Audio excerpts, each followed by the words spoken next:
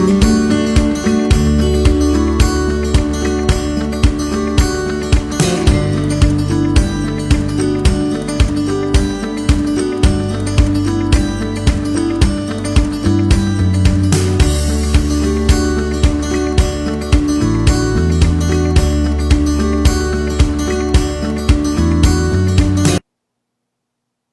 good evening, Galleon. This is Mayor Tom O'Leary. Thanks for bearing with us for a couple of moments. We're going to try to import into this live stream a summary of the Heisey Park pool operation given by the manager of the pools, Andy Wiltenthaler. So without further ado, I think we'll try to do that, and we'll see if waiting 4 or 5 minutes to incorporate this works. If it didn't, we'll come back and I'll swear a little bit. So let's give it a shot. Okay, good afternoon. I am Andy Wiltenthaler, the Director of Operations at the Galleon Community Center YMCA, and I am here today to welcome you back to Heisey Pool this summer and the splash park at these parks. I am a certified pool operator at the YMCA, and I work closely with the City of Galleon. This swimming pool will be open Monday through Friday from 1 to 7 p.m., Saturday from 1 to 5 p.m. and we will do rentals this year with the strict guidelines that you have your small groups of 10, working in proper social distancing, everything that we have been enforced through the governor's office. The splash park will also be open Sunday through Saturday, 1 to 7 p.m. all week long. Same guidelines will apply at the East Park, so we will be out there in full force to do everything that we can with our managers and our lifeguards and our staff to ensure the safety of everyone in this community. According to the governor's mandate, in the water surface of this facility and the deck space and the grassing area, there is no formula that makes us reduce the capacity. We will monitor the numbers. If there seems to be a fact that we are not socially distancing, then we will not let any more people into the pool. But according to the formulas with the state of Ohio, we do not have to limit them at this time. When you first come to the pool, you will notice we will have X's on the sidewalk with sidewalk chalk to indicate, remind you, just a gentle reminder, to stand 6 feet apart from each other. We would encourage that you purchase a day pass or a membership through the Y, your summer day pass. We will also be doing contact tracing through the pool with the health department, so we'll have everyone sign in every day when they come through. So be prepared for a little lag in time at the admission desk, but we want to make sure that we have everyone's safety in mind. You come into the pool, we also would encourage you to bring your own lawn chairs. If you want to use a Chase Lounge that is provided here at the pool, there will be a sanitation station over by the Chase Lounges. You will be asked to clean your chair before and after use, before you leave the facility for the day. By the governor's mandate, we are to clean the restrooms every 2 hours. We will do that every 20 minutes when we rotate guards. We will clean all of the handles in and out of the railings of the swimming pool and also on the slide. Here at the concession stand at Heisey Pool, we are going to remove a lot of the picnic tables under the pavilion. So again, we encourage you to bring blankets and chairs. Also, any changes you will see is nothing will be self-serve. Everything will be handed to you from our attendants here in the concession stand. They will be wearing their gloves and their masks. As far as condiments and everything, napkins, nothing will be sitting out. You will be handed single individual packets. For the splash park, we will also be removing some of the picnic tables out there to ensure the proper safe distancing. Both parks open on Saturday, June 6th at 1 p.m. and we are really looking forward to an enjoyable summer with all of you. Thank you. We ready?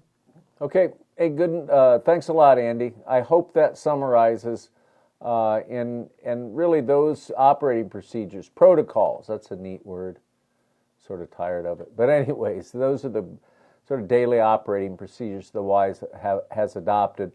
A little bit in short order, but certainly no one's complaining.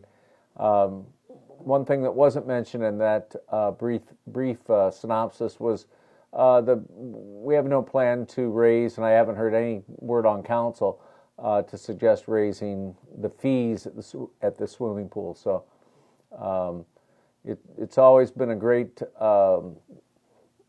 family operation. We hope to have it. And when I was listening to the procedures or the protocol, it's pretty reasonable, and I think we'll operate with little or no change from previous years. So certainly if there's some questions, we'll try to answer those. But thought it was better to have the why speak for themselves and kind of share their enthusiasm to get this whole operation going.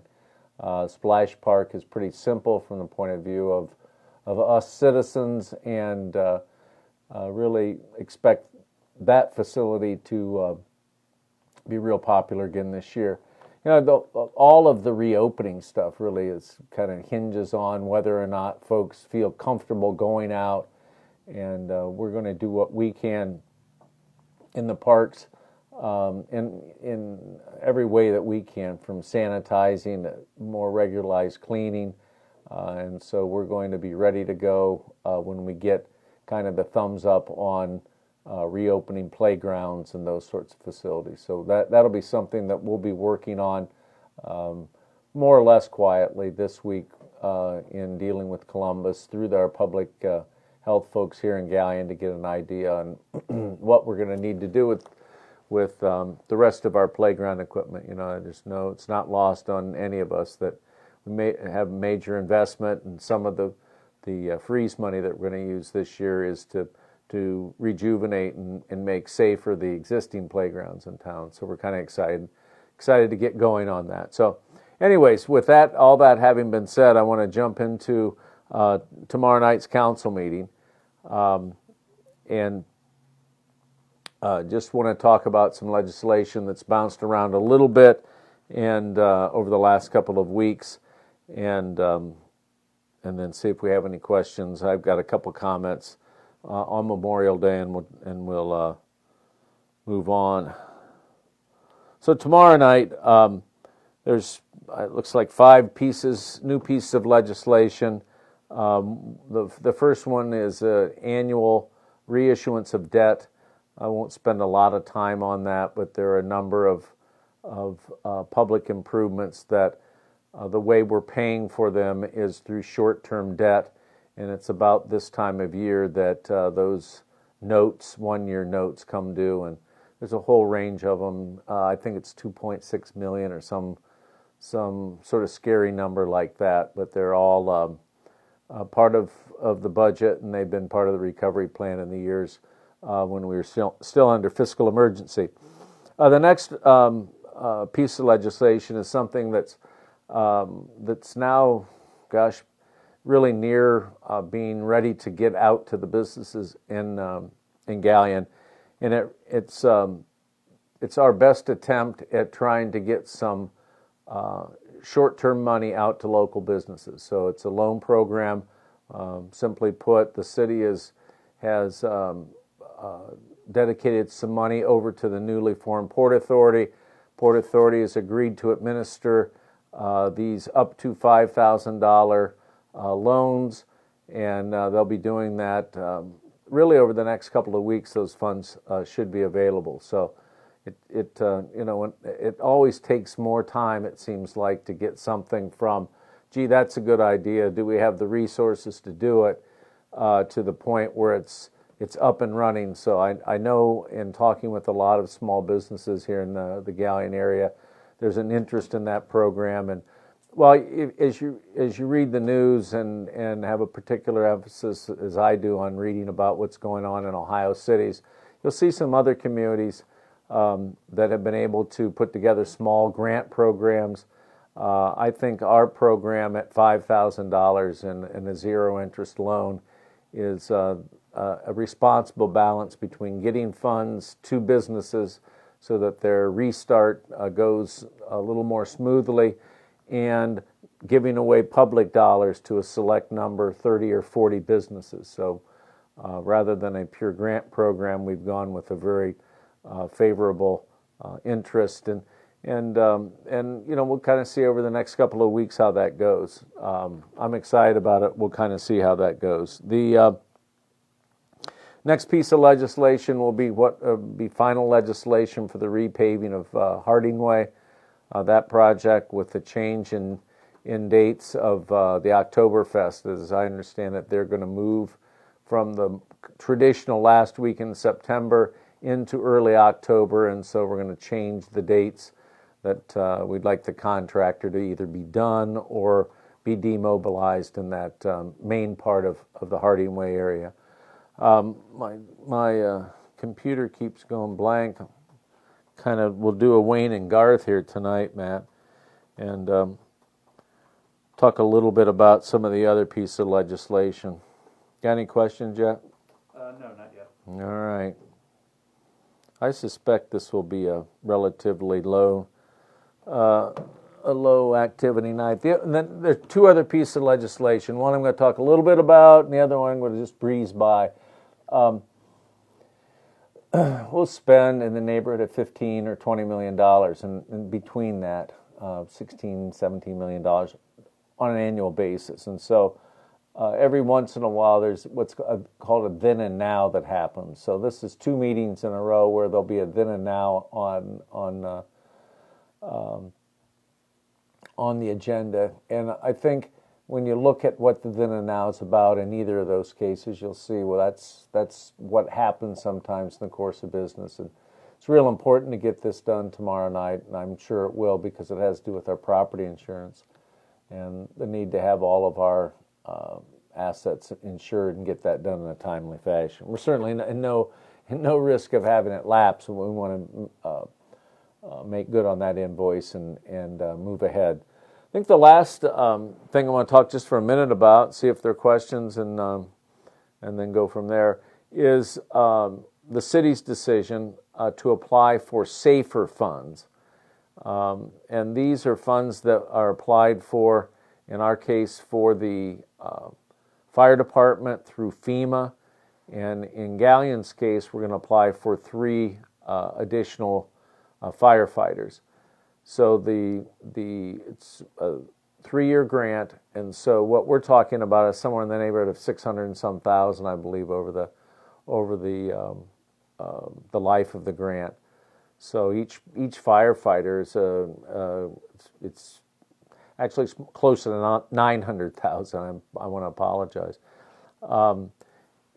Each firefighter costs roughly, fully equipped and with insurance and benefits, is right around 100,000. So we're going to apply for 3 years. We certainly were aware of this grant opportunity or the grant situation, and had decided not to apply this year because of what was a 75-25 cost sharing.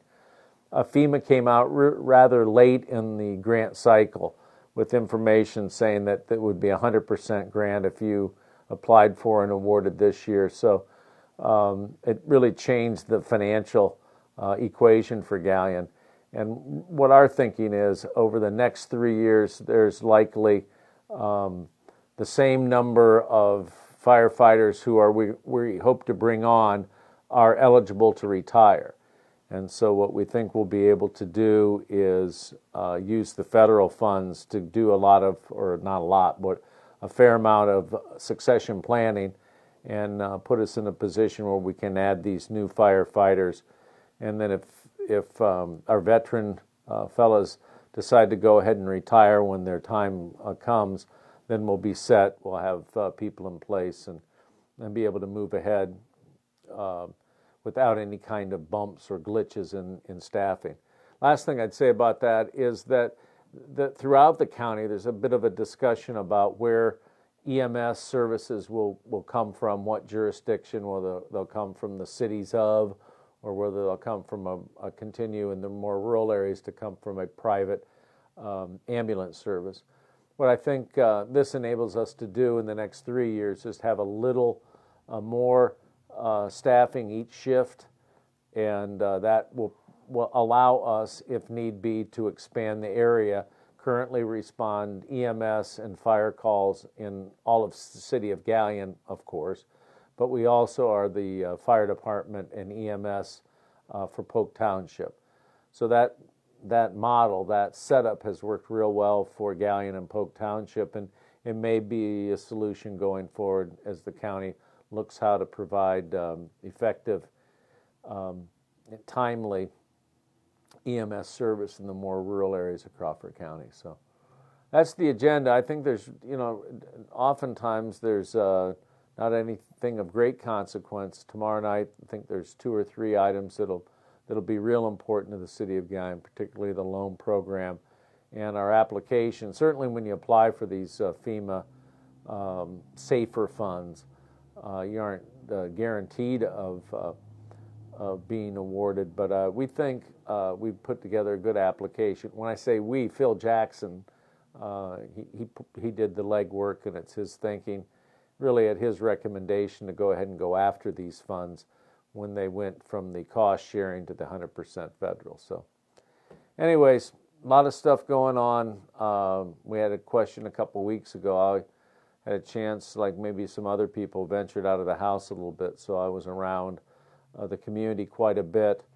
And we've got to get moving out on Charles Street. That's not acceptable in terms of a kind of a major link in and out of town, and that's been out there and in a state of incompletion for far too long. So we'll be zeroing in on that and trying to get that thing, identify a date to get it completed and get that very good project once it's done, but it's not worth much of anything to anyone in the state, kind of the state that it's in. So that many other things. I have a feeling that the long weekend, either people are still doing Memorial Day items, or there's a lot of other things on people's minds. You have any questions? We do, and actually Okay, the first go ahead. question tonight that came from Sam is actually tied to the Charles Street project. She was asking what specifically is being done in the Kobe Park area. Nothing. I mean, as far as the project goes, yeah, the pipe is going to come back through and tie into our sewer in some already existing sanitary infrastructure out there in Kobe Park. But in terms of providing any additional service there, not really. Most of what Kobe Park would be subsurface. Okay, thanks, Mayor. Next question tonight came from Edward. He asked, what can church leaders be doing right now to coordinate during this time? Well, I think far be it from me to tell them how they can coordinate. I would observe that in a quiet but effective way, both the community action and several of the churches around town are doing, I think, as I said, in a quiet way, a fair amount of food pantry supplying. So, I'm not sure the big push in terms of what needs to be done at the city level to get working families back to normal is we're really going to have to address community-wide child care availability. And so in that regard, a church that may have vacant Sunday school rooms, or may in some way or another think that they could house a few kids in the child care area, that is something that there may be a call out to the ministerial association in town, or to individual parishes that may have some vacant classroom space. In the same conversation we had with the Y, trying to figure out how to quickly move in, and I think most people thought that the swimming pools, if July 1st, we'd be lucky if they were open. And honestly, we're planning our painting of the pool and some of the maintenance items to hit that July 1st target. So when the ban was lifted, if you will, and you were able to get going as early as tomorrow, we thought we would refocus our attention in the course of that meeting of setting up a schedule and what was the earliest we could get the pool and splash park open. We got into a conversation about childcare, because I think most people know that the YMCA is a very important child care provider in the community. And with some of the new limitations on class size in particular, I don't think the cleanliness procedures, I think in terms of the star quality grading system that all the daycare or child care facilities are scored under, we've got high quality facilities here in the community, but we're sure going to be squeezed And so one of the things that churches may be able to do in conjunction with the city and the existing child care providers, that might be something that we can identify. Before any of this happened, child care was a real issue throughout the county. And without getting off on a tangent, because although I don't think it is, second shift child care is something that is nearly non-existent. And so if there's something good that can come out of this, it's perhaps an improvement in the child care resources, the availability of child care, quality child care, and being able to handle this temporary reduction in class size. You know, I'll make one more comment. I'm not sure when it comes to the class size limitation in child care that that's going to be as temporary as some of the other things. I'm kind of the impression that once they get that down to those new numbers, 6 in the preschool or kiddie stuff, and then 1 to 9 in the regular child care classes, that it'd be interesting to see if that becomes, as they say, the new normal. So, anyways, that's what I'd ask. I'd ask the churches, the parishes, the ministers and such to think about what role they can play in terms of enhanced child care, not only this summer, but once school starts up in the fall, or I don't even want to get into that. Once school starts up again. How we doing there? Good. Not a question, but just kind of a reminder from Loopy. Yeah. Tomorrow's council meeting will be live streamed like we've been doing these last couple months. Yeah, it's interesting. Loopy mentions that it's fun to. Everybody's working on their Zoom and on their laptop presentation. You can watch it. I'm really getting kind of tired of it, but we'll just keep going until we get back to the face-to-face meetings and allow people to interact. So, got anything else? Yes, I did just get a late question Good. in from Travis. Can something be done about the vacant commercial building beside the AMVETS over here?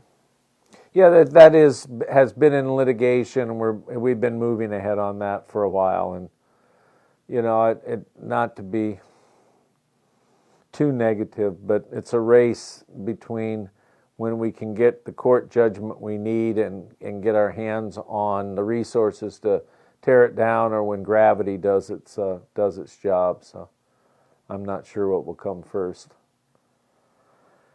Anyways, that's what we got on that.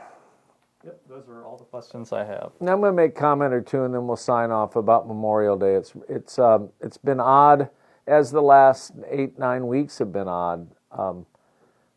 This Memorial Day has certainly been different. I can only imagine that Gold Star families, how it must have been different for them, because each year that I've had a chance to be mayor, you can see how those families in particular, and the families of veterans who have passed, not in battle, but have passed, it's super important to them. And so, you know, throughout the day today, I've been thinking about, and I think each generation remembers an individual. And all day I have not been able to get my mind off of Kendall Ivey.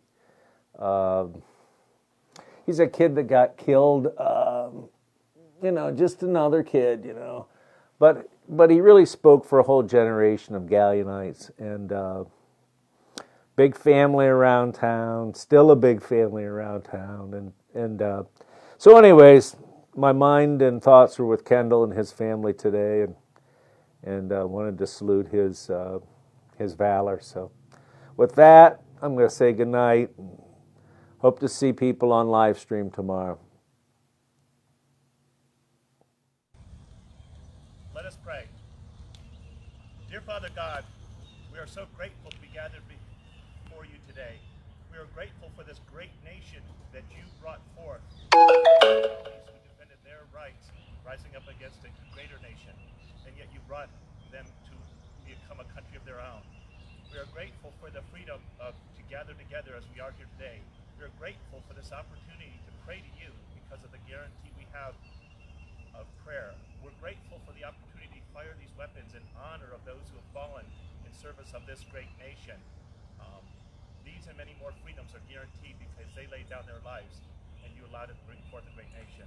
Help us to honor you, Father. Help us to look to your commandments and be the nation that you've called us to be. Help us to be grateful for every life that was sacrificed, no matter the color of their skin, no matter their education or the country of origin. Men and women over the last 230 some odd years have all laid down their lives to guarantee those freedoms.